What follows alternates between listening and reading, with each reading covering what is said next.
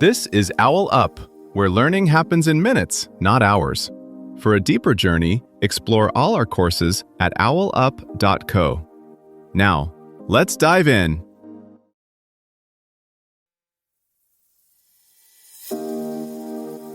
Chapter 2 of Time Blocking Mastery.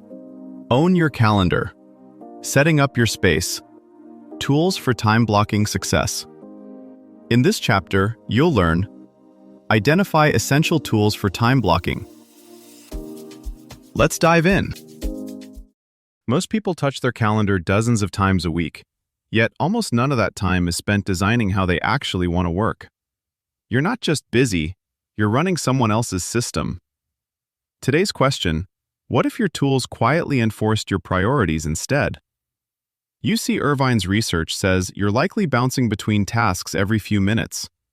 That frantic switching isn't just in your brain, it's baked into your tools. Notifications, endless tabs, scattered to-do lists. Your setup quietly rewards reacting over focusing. Today we zoom in on the workbench behind time blocking, the actual apps, views, and settings that either make your plan effortless to follow or so clunky you abandon it by Wednesday. We'll look at why most people need one home-based calendar, how to pair it with just enough task and focus tools, not 10, and how to reduce the clicks between "I know what I should do" and "I'm actually doing it." Think of this as rewiring your digital workspace so it feels like walking into a tidy kitchen. Everything you need is reachable, and nothing gets in your way. Most people try to fix their schedule by installing yet another app. But the problem usually isn't missing software, it's that your tools don't cooperate. Tasks live in one place, deadlines in another, and your actual day in a third. You end up project managing your own life instead of doing the work. Here, we're going to treat your setup more like a train network. One main line, your calendar, with a few well-chosen branches, tasks, notes, focus aids, that meet at clear junctions. The aim isn't a perfect system. It's a simple one where adding, moving, and protecting blocks feels almost frictionless. The UC Irvine numbers tell you how fragile your attention is. Your setup decides how often it gets shattered. So let's make your tools do three things well. Show your day as blocks, hold your commitments in one place, and let you adjust quickly when reality hits. Start with the visual layer. In your main calendar, you want to see time, not tiny text. That means default to a day or 3-day view, not month. Color code by mode of work, deep work, meetings, admin, personal, instead of by project.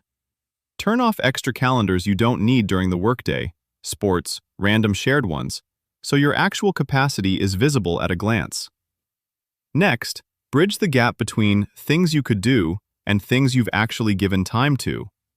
A light system. Capture everything in one inbox list, inside your task app or notes. Once a day, promote a few items onto your calendar as real blocks. Inside each block, include a short checklist or link back to the relevant task or doc, so the block isn't just a name, it's a launchpad. This is where friction usually kills people's plans. If it takes 90 seconds and 5 clicks to turn draft report into a concrete block with context, you'll skip it. Your goal is to reduce the distance between intention and scheduling to almost zero. Now layer in focus protection. A simple stack works best. One calendar, one capture list, one focus aid.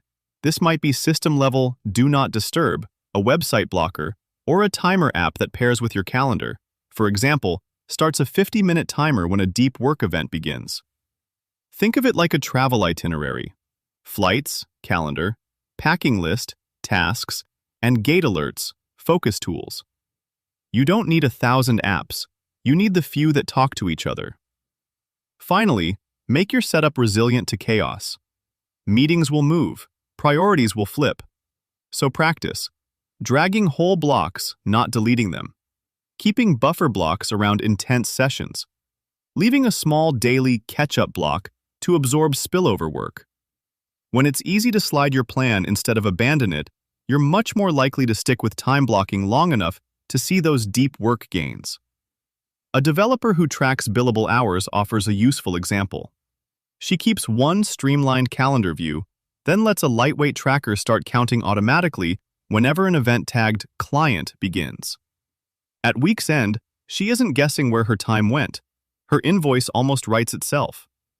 A designer friend uses a different combo, a notes app pinned beside his calendar, where each block has a matching workspace note. When the block starts, he clicks one link and lands on sketches, feedback, and next steps. No hunting. You can experiment the same way. Try linking your calendar to a minimalist timer that pops up only during certain colors or tags. Or test a browser extension that hides social sites whenever a specific keyword is in the current event title. One writer I know set it so any block containing draft automatically launches her writing app and closes everything else. The shared theme? Tools that quietly react to the blocks you've already laid down, rather than demanding yet another dashboard to check. Soon, your setup may feel less like static software and more like a quiet teammate. As AI agents learn your patterns, they'll predict which blocks are likely to overrun, pre-stretch them, and shuffle low-stakes items without asking. Wearables could flag when your energy dips and propose micro-shifts, like nudging a demanding block later and sliding in email triage now. Think of it as having a smart market maker for your attention, constantly rebalancing where each minute delivers the highest return. Treat this setup as a living prototype, not a finished product. Notice which views feel like clear road signs and which feel like detours. Tiny tweaks, a renamed color, a smarter default view, one less tab, compound like interest. Over time, your screen stops shouting options and starts offering a quiet, reliable next move. To go deeper, here are 3 next steps. 1. Order or pull out a large visual weekly planner like the Moleskine Weekly Planner or a magnetic whiteboard calendar and physically block your deep work, admin, and buffer blocks for the next 7 days. Use different colored dry erase markers or pens the way the episode suggested. For example, blue for focus, red for meetings, green for personal. 2. Download a time-blocking friendly digital tool such as Sunsama or Motion and import tomorrow's calendar. Then drag each task into a specific block so your tech matches the physical setup on your desk. 3. Grab a simple desktop organizer like the Yamazaki Home Desk Bar or any small tray, and recreate the one-touch station from the episode. Put your timer, for example, a Pomodoro cube or the Forest app on your phone, noise-canceling headphones, and sticky notes there so every time-blocking session starts from the same distraction-free setup. This was OwlUp, your daily step forward. This series continues with more chapters on OwlUp.co. Visit OwlUp.co to access the complete course and continue your learning journey. See you there!